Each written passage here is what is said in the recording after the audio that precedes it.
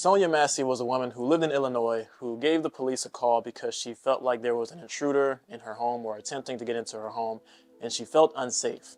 So she wanted the police to come and secure the scene. When they arrived at her home, they went inside, asked her to get her identification. She had a pot of boiling water on the stove. They asked her to remove it. Upon doing so, the officers then back up, saying, "Away from your hot steaming water."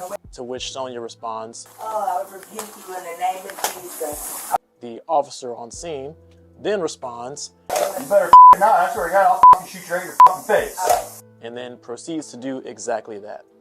Now, if this hadn't been captured in real time on body camera footage, I don't know how many people would actually believe that this happened because it just sounds so insane.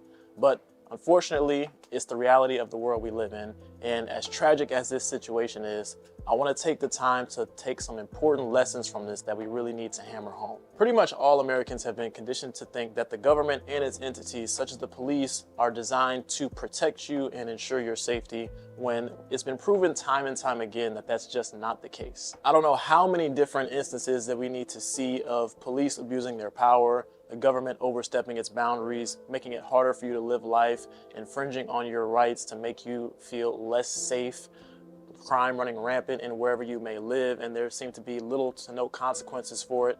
How often are we going to see instances like this and then defer to the government to keep us safe?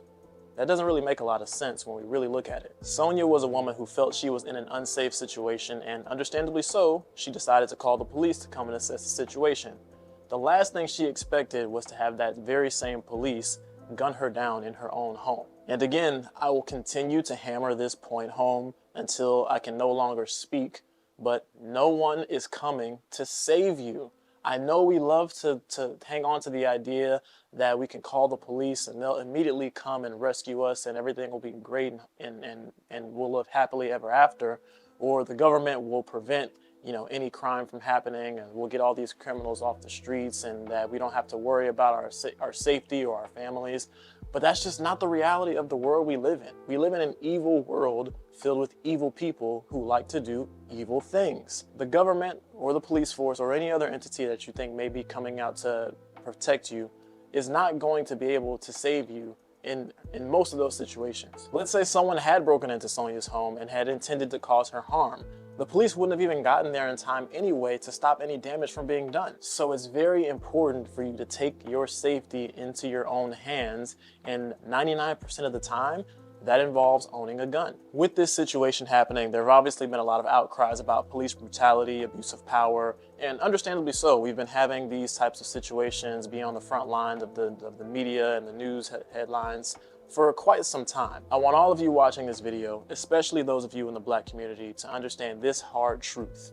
If you are anti-gun, you are empowering this type of behavior. The more you take the right to defend yourself away from citizens, the more you strip away people's rights to protect themselves, the more you strip away people's rights to own guns, the more power you give entities like the police, like the government, like federal agencies, the more power you give them to run over you, and there's not a damn thing you can do about it because you've relinquished all your power to them. If you are anti-gun, I strongly urge you to rethink your position, consider the safety of yourself and your family, and do what's needed to protect yourself without having to depend on anybody else. Rest in peace to Sonya Massey, and I hope the officer who shot her rots under a jail cell for the rest of his life.